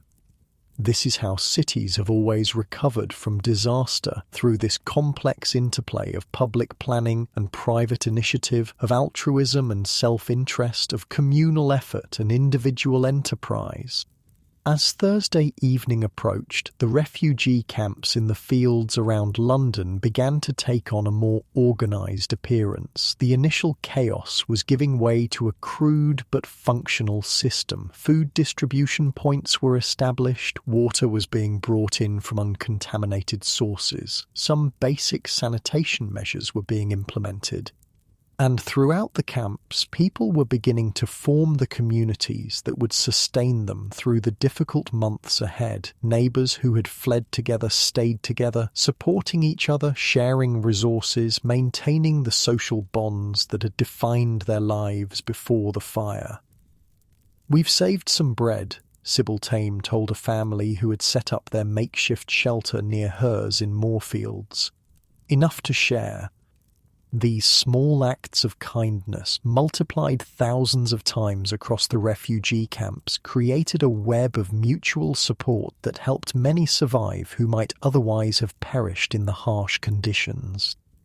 Not everyone was so fortunate, of course. The old, the sick, the very young. Many would die in the weeks following the fire, not from the flames themselves, but from exposure, disease, and malnutrition. These indirect victims of the Great Fire often went unrecorded, their deaths not counted in the official toll. But for every tragedy, there were stories of survival, of adaptation, of resilience. London's people, like the city itself, refused to be defined by destruction. As night fell on Thursday, the first stars became visible over London, a sight that had been obscured by smoke for 4 days. The fires within the city were mostly contained now, reduced to isolated pockets that were being systematically extinguished. The immediate crisis was over. The long process of recovery had begun. But the London that would rise from these ashes would not be the same city that had stood before. The Great Fire had created both the necessity and the opportunity for change. The new London would be different in its physical form, in its building practices, in its approach to fire safety, and in countless other ways, both obvious and subtle. And the people who rebuilt it would be changed as well, marked by the experience of having lost everything and found the strength to begin again. As you lie there in your comfortable bed, drifting towards sleep, it's worth reflecting on this resilience, this human capacity to face catastrophe and somehow find a way forward. It's a quality we all possess, though most of us are fortunate enough never to have it tested as severely as those Londoners in 1666. But when disaster does strike, whether it's a fire or a flood, a personal tragedy or a global pandemic, we draw on this same wellspring of resilience. We adapt, we rebuild, we go on. The story of the Great Fire of London is, in the end, not just a tale of destruction, but of renewal, not just of loss, but of recovery, not just of endings, but of new beginnings. And as your eyes grow heavy, remember that you're part of this same human story, this ancient cycle of challenge and response, of disaster and rebuilding that has defined our species throughout history. Sleep well, knowing that whatever challenges tomorrow brings, you carry within you the same resilience that allowed London to rise from the ashes, stronger and better than before. Our bookseller, Joshua Curtin, spent Thursday in a state of numb despair. Unlike Sybil, who had managed to salvage some tools and materials, Joshua had lost absolutely everything. His entire inventory of books had been stored in St. Paul's Cathedral, which had been completely gutted by the fire. "What will you do now?" asked a fellow bookseller who had fared slightly better, having managed to save some of his stock. Joshua had no answer. The book trade had been concentrated around St. Paul's churchyard, an area that was now nothing but ruins. Even if he somehow found the capital to purchase new inventory, where would he sell it? Who would buy books when basic necessities like food and shelter were in such short supply? These questions plagued him as he sat listlessly in the Moorfields camp, watching others begin the process of recovery with a detachment that bordered on indifference. The future, which had once seemed so secure, now stretched before him as a vast unknown. Yet even in his despair, seeds of possibility were being planted. That evening, as he walked among the tents and makeshift shelters, he overheard 2 scholars from the nearby Gresham College discussing the fire and its aftermath. "So many important texts lost," one was saying. "Collections that can never be replaced." "Yes," the other agreed, "but also an opportunity to bring in new works from the continent, to build fresh collections that reflect modern thinking." Something stirred in Joshua at these words. an idea, faint and unformed, but present nonetheless. Perhaps there was a way forward after all, not immediately, but eventually, when the city began to rebuild, when people once again had the luxury of buying books. This tiny spark of hope wasn't much, just a flicker in the darkness of his present circumstances. But it was something, a starting point, a reason to get up the next morning and the morning after that. And in this, Joshua was experiencing what thousands of other Londoners were feeling in their own ways. The first tentative steps from despair toward hope, from paralysis toward action, from focusing on what was lost to imagining what might yet be. By late Thursday, King Charles had issued a series of proclamations aimed at both the immediate relief of his subjects and the longer-term rebuilding of the city. One established a special fire court to settle disputes between landlords and tenants about who should bear the cost of rebuilding. Another set out basic standards for new construction, requiring the use of brick or stone rather than timber for exterior walls. The king also ordered that churches and public buildings be given priority in the reconstruction effort, recognizing their importance as symbols of continuity and recovery. These measures, while practical in nature, also served a psychological purpose. They demonstrated that the machinery of government was functioning, that authority hadn't collapsed along with the buildings, that there was a plan for moving forward. In times of crisis, such reassurance is almost as important as practical assistance. People need to believe that recovery is possible, that the disaster, however severe, is not the end of the story. The king understood this. His visibility throughout the crisis, fighting the fire alongside ordinary citizens, issuing clear directives, maintaining order, had been crucial in preventing the kind of social collapse that often follows major disasters. As Thursday turned to Friday, the immediate danger from the Great Fire was largely past. Small fires continued to burn in some areas, but they were contained and being systematically extinguished. The greater risks now came from collapsed buildings, contaminated water, and the potential for disease in the overcrowded refugee camps. Addressing these challenges would require different skills and resources than fighting the fire itself. Engineers were needed to assess structural damage and make buildings safe. Physicians were called upon to monitor public health and prevent outbreaks of disease. Administrators were tasked with organizing food distribution and temporary housing.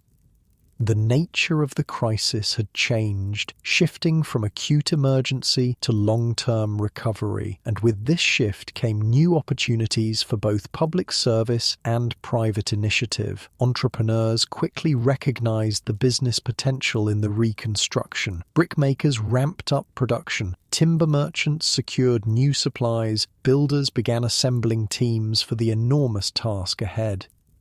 Within days of the fire being contained, the first contracts for rebuilding were being negotiated. Within weeks, construction had begun on some sites. Within months, parts of the burned area were active building sites, with new structures rising from the ashes of the old. The pace of this recovery was remarkable by any standard. Without modern insurance, without government disaster relief programs, without the technology and resources we take for granted today, London nonetheless managed to rebuild itself with astonishing speed and efficiency. This wasn't just a testament to the city's wealth and importance, though those factors certainly helped. It was also a reflection of the character of its people, their energy, their pragmatism, their refusal to be defined by disaster. As you sink deeper into your comfortable mattress, consider what it would take to recover from losing everything: your home, your possessions, your livelihood. Consider the strength required to stand amid the smoking ruins of your life and begin again. This is what the people of London did in the aftermath of the Great Fire, not because they were superhuman or uniquely resilient, but because they had no other choice. They rebuilt because they had to rebuild. They went on because going on was the only option. And in this, they were no different from countless others throughout history who have faced disaster and somehow found the strength to move forward. No different, really, from you or me should we ever face similar challenges. That's the thing about human resilience. It's often only revealed when we have no alternative but to be resilient, when the choice is to adapt or to perish, to rebuild or to surrender. The people of London chose to rebuild, and in doing so, they created not just a new city, but a new chapter in their own story, a chapter defined not by what they had lost, but by what they managed to create from the ashes. In the days and weeks that followed the Great Fire, London would begin its long journey back from the brink. It would not be an easy journey, nor a straight one. There would be setbacks and controversies, disputes and delays, but step by step, brick by brick, building by building, the city would rise again, different in many ways from what had come before, yet carrying forward the essential character and spirit that had always defined London. And that, perhaps, is the most important lesson of the Great Fire, that cities, like the people who inhabit them, can suffer tremendous damage and still survive, can lose almost everything and still find a way forward, can be transformed by disaster and yet somehow remain themselves. As your eyelids grow heavy, let that thought follow you into sleep. This remarkable human capacity for renewal, for rebirth, for finding hope amid the ashes of despair. In the weeks and months that followed the Great Fire, London began its slow transformation from disaster zone to construction site. The initial shock gave way to determination. The paralysis of loss was replaced by the energy of rebuilding. But this transition wasn't immediate, nor was it easy. The burned area, over 400 acres at the heart of the city, remained a dangerous wasteland for some time. Buildings continued to collapse. The ground stayed hot enough in some places to scorch shoes, and the task of clearing away the rubble was enormous. It will take years just to remove the debris, one official complained to King Charles. The king, however, was determined to see his capital rebuilt quickly. "Then we shall begin at once," he replied, and begin they did. Within weeks of the fire being extinguished, teams of workers were clearing rubble from the main streets. Surveyors were mapping property boundaries. Architects were drawing up plans for new buildings. But where would the money come from? The fire had destroyed property worth millions, an almost inconceivable sum in 1666. Insurance as we know it didn't exist. Government disaster relief was minimal. Most people had lost not just their homes but their livelihoods. For our three Londoners, Sybil the shoemaker, Joshua the bookseller, and Robert the banker, the financial challenges of recovery varied greatly. Robert Weiner, with his considerable wealth and connections, recovered the most quickly. Though he had lost several properties in the fire, his most valuable assets, his gold, his documents, his trading networks, remained intact. He had moved them to Windsor Castle before the flames reached his home. Within a month of the fire, Weiner had established new offices just outside the burned area and was actively providing loans to those looking to rebuild. Business was booming. The disaster, while personally inconvenient, actually expanded his banking operations. "Everyone needs capital now," he explained to a colleague as they reviewed loan applications. "And those who have it to lend will profit handsomely." It might seem callous, this focus on profit amid such suffering, but in a way, Weiner and other financiers were providing a crucial service. Without their capital, rebuilding would have been much slower, much more limited in scope. The self-interest of investors helped fuel London's recovery, channeling resources to where they were needed most. This is the paradox of disaster capitalism. Even as it exploits crisis for profit, it can also accelerate recovery through the rapid deployment of private resources. For Sybil Tame, the path to recovery was more difficult but still manageable. She had lost her home and workshop but had managed to save her tools and some materials. More importantly, she still had her skills and her reputation as a reliable craftswoman. By October, Sybil had secured a small space in a shared workshop near Smithfield, just outside the burned area. It wasn't ideal. She had to commute daily from temporary lodgings in Clerkenwell, but it allowed her to resume making shoes for Christ's Hospital. "We were fortunate to salvage these," she told her eldest daughter, showing her a set of shoe lasts that had survived the fire. "Without them, we'd be starting completely from scratch." These wooden forms shaped like human feet were essential to a shoemaker's craft. Each represented hours of careful shaping and smoothing. Having them meant Sybil could begin producing shoes immediately, without the delay of creating new lasts. It was a small advantage, but in the competitive scramble to re-establish businesses after the fire, such small advantages often made the difference between success and failure. Joshua Curtin, our bookseller, faced the steepest climb to recovery. He had lost everything: his entire inventory of books, his shop, all his business records, and the book trade, centered around St. Paul's churchyard, had been particularly hard hit by the fire. For weeks after the disaster, Joshua remained in a state of despondent inaction. While others were making plans and taking steps toward rebuilding, he could see no way forward. His entire world had quite literally gone up in smoke. "What will you do now?" people kept asking him. He had no answer, but humans are remarkably adaptable creatures. Even in the depths of despair, seeds of possibility take root. For Joshua, the turning point came through an unexpected connection. A professor from Gresham College, who had been a regular customer before the fire, sought him out in the refugee camp at Moorfields. "Curtin, there you are," the professor said, finding Joshua sitting listlessly by a small fire. "I've been looking everywhere for you." "Professor Hook," Joshua acknowledged dully. "What can I do for you? I'm afraid I have no books to sell." "Quite the contrary," Hook replied. "I've come to offer you books to sell."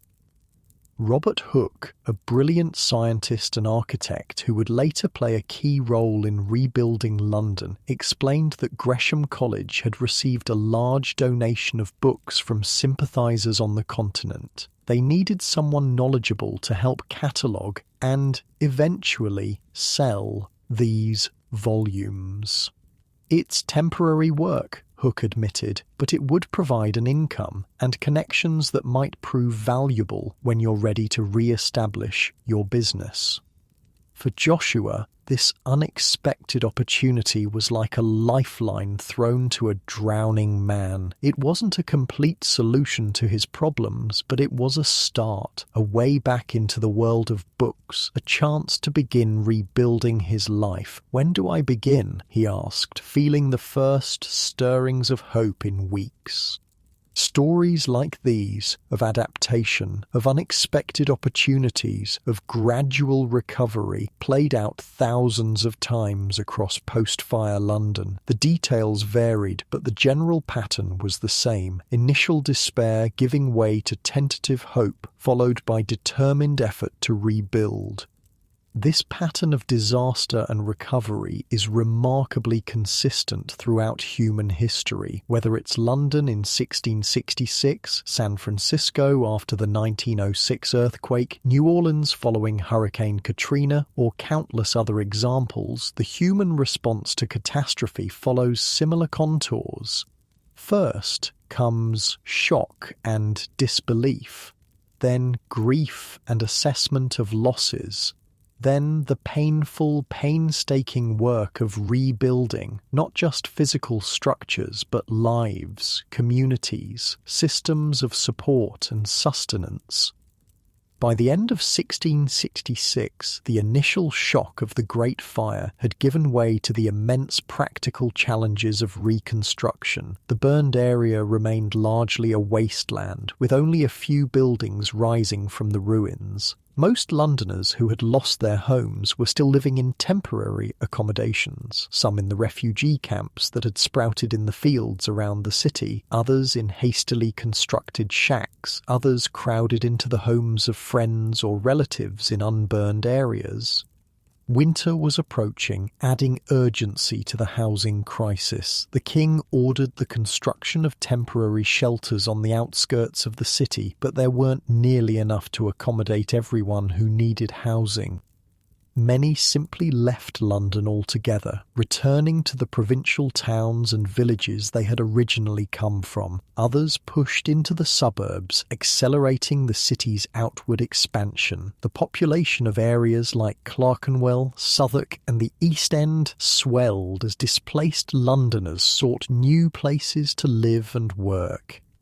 For those who remained in or near the burned area, conditions were difficult. Basic services had been disrupted, clean water was scarce in many places, sanitation was poor, disease was a constant threat in the crowded temporary settlements. Yet amid these hardships, there were also signs of progress. The king had appointed a commission to oversee the rebuilding, led by Christopher Wren, Robert Hooke, and other prominent architects and surveyors. They had drawn up regulations for the new buildings: wider streets, brick or stone construction, limits on overhanging upper stories. And in February 1667, a special fire court was established to settle disputes between landlords and tenants about who should bear the cost of rebuilding. This court, which operated for almost 10 years, proved crucial in resolving the complex legal issues that might otherwise have stalled reconstruction for decades. By spring of 1667, rebuilding was underway in earnest. The main streets had been cleared of debris, property boundaries had been re-established, the first new buildings were rising from the ruins. Progress was uneven, of course. Some areas rebuilt quickly, while others remained vacant for years. Wealthier districts generally recovered faster than poorer ones. Important public buildings and churches received priority attention and funding. But year by year, brick by brick, London was remaking itself, and in the process it was becoming a different city, not just physically, but socially, economically, even psychologically. The new London that emerged from the ashes was more modern, more fireproof, more sanitary in many ways. The narrow medieval streets were widened somewhat. The overhanging upper stories that had allowed the fire to leap from building to building were prohibited in new construction. Building codes required the use of brick or stone rather than timber for exterior walls. These changes didn't happen all at once, nor were they implemented perfectly. Economic pressures, property rights, and simple inertia meant that many of the more ambitious plans for redesigning the city were never realised. The basic street plan of medieval London largely survived, despite proposals for a complete redesign with broad avenues and grand squares. But the cumulative effect of even these limited changes was significant. The London that rose from the ashes of 1666 was a city better equipped to prevent and contain fires, more capable of supporting a growing population, more suited to its role as the capital of an expanding commercial empire. For our three Londoners, the years following the Great Fire brought very different fortunes. Robert Weiner, the banker, prospered enormously during the reconstruction. His loans financed dozens of new buildings. His connections with the royal court gave him access to lucrative government contracts. By 1670, he had not only recovered from his fire losses, but significantly expanded his wealth and influence. Sybil Tame, the shoemaker, experienced a more modest recovery. She never returned to her old workshop at Christ's Hospital, which was rebuilt without space for her business. Instead, she established a small but successful shop near Smithfield, where she continued making shoes until her retirement in 1680. Her daughters married local craftsmen, and her grandchildren grew up in a London very different from the one she had known before the fire. Joshua Curtin, the bookseller, followed perhaps the most interesting path. His temporary work at Gresham College introduced him to the scientific community of Restoration London, a connection that proved valuable when he eventually re-established his bookselling business. Rather than returning to the rebuilt St. Paul's churchyard, Joshua opened a shop specialising in scientific and philosophical works near the Royal Society in Fleet Street. This focus on a niche market served him well, and by the 1680s he was more prosperous than he had been before the fire. These individual stories reflected broader patterns in post-fire London. Some prospered from the disaster and reconstruction. Others merely survived, rebuilding lives that were similar to, but not quite the same as what they had known before, and some never fully recovered, remaining diminished by their losses. Yet collectively, these thousands of individual journeys added up to the remarkable recovery of London itself. Within a decade of the Great Fire, much of the burned area had been rebuilt. Within 2 decades, the physical scars of the disaster were largely erased, though its memory remained vivid in the minds of those who had lived through it.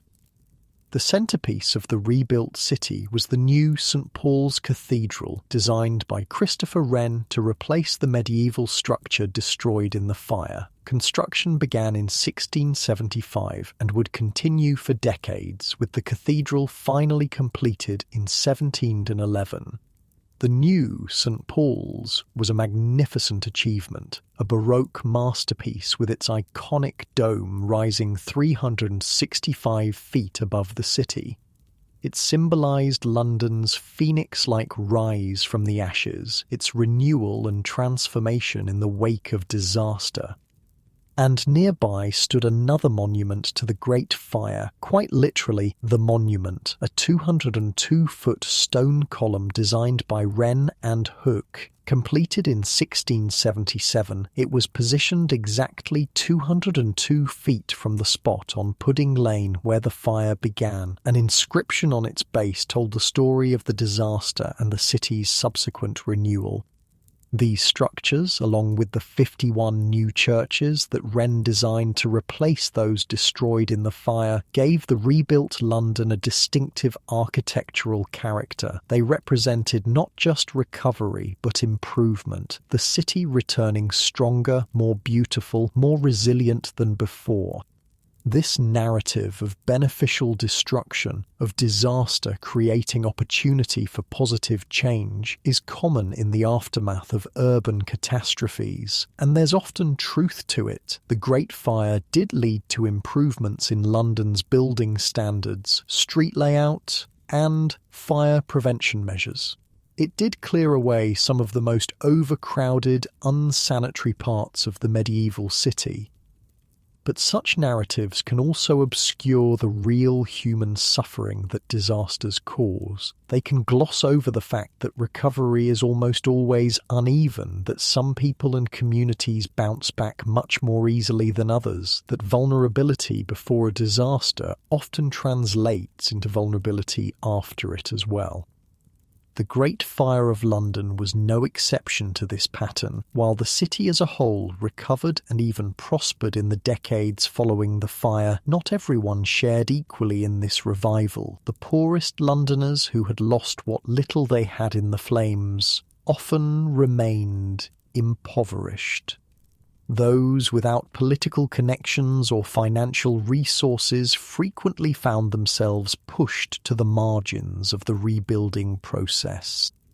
Yet despite these inequities, the overall story of London's recovery from the Great Fire remains remarkable. Without modern disaster response systems, without insurance or government relief programs, without the technology and resources we take for granted today, Londoners nonetheless managed to rebuild their city with astonishing speed and vision. This achievement speaks to something fundamental about human resilience, our capacity to face catastrophe and somehow find a way forward, to stand amid the ruins of what we've lost and begin again, to transform disaster into opportunity, endings into new beginnings. It's a capacity we've demonstrated throughout history in countless contexts, from London in 1666 to New York in 2001, from earthquake-ravaged cities to war-torn countries, from personal tragedies to global pandemics.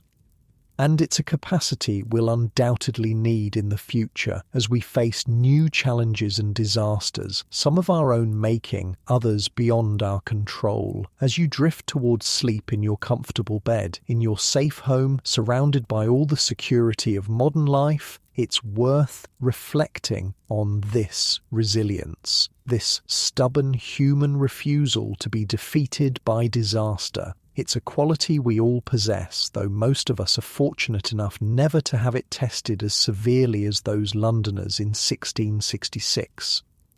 But when disaster does strike, whether it's a fire or a flood, a personal tragedy or a global crisis, we draw on this same wellspring of resilience. We adapt, we rebuild, we go on. The story of the Great Fire of London reminds us of this capacity. It shows us that even the most devastating losses don't define us, that what matters most is not what we lose, but what we do next, how we respond, how we rebuild. And in this, the Londoners of 1666 have something important to teach us across the centuries that separate us from them, something about courage and resilience, about adaptation and renewal, about the remarkable human ability to find hope amid the ashes of despair. As you sleep tonight, may you carry that lesson with you, that quiet confidence that whatever challenges tomorrow brings, you possess the same resilience that allowed London to rise from the ashes, stronger and better than before. The Great Fire of London happened over 350 years ago, but its lessons remain as relevant as ever. Disasters will come, as they always have, but so will recovery, renewal, rebirth, if we have the courage and determination to make it happen. Sleep well, knowing that you're part of this ancient human story of falling and rising again, of endings and new beginnings, of destruction and creation, a story that continues with each new day, with each new challenge, with each new opportunity to demonstrate the resilience that is our shared inheritance. And in your dreams, perhaps you'll see London as it once was, medieval, wooden, vulnerable, and then as it became a city of smoke and flame, of devastation and loss, and finally as it rose again, stronger, more modern, more resilient, a phoenix city rising from its own ashes, a testament to the human spirit that refuses to be conquered, even by the most terrible calamities. Just as you would refuse to be conquered should disaster ever find you, just as you would find a way forward even through the darkest times, just as you would rebuild whatever was lost, because that's what we do, that's who we are, that's the story of London after the Great Fire, and it's our story too, a story of remarkable resilience in the face of adversity, a story that continues night after night, day after day, generation after generation, a story without end. Sleep now and be at peace. Whatever tomorrow brings, you'll face it with the same resilience that has carried humanity through countless disasters before, the same resilience that allowed London to rise again after the flames had done their worst, the same resilience that sleeps within you now, waiting for the moment when it might be needed, ready to help you rebuild whatever may come. Sleep well and dream of phoenix cities rising from the ashes, of new beginnings born from endings, of hope rekindled from the embers of despair. This is the gift the Great Fire of London offers us across the centuries, a reminder of our capacity for renewal, for rebirth, for finding our way back from the brink of catastrophe. A reminder that while disasters may destroy our buildings, our possessions, even our livelihoods, they need not destroy our spirit, our community, our determination to begin again. Sleep now carried on gentle dreams of resilience and renewal. Tomorrow is another day, another chance to demonstrate the same courage and determination that allowed London to rise from the ashes of 1666. Another chance to write your own story of resilience, whatever challenges may come your way.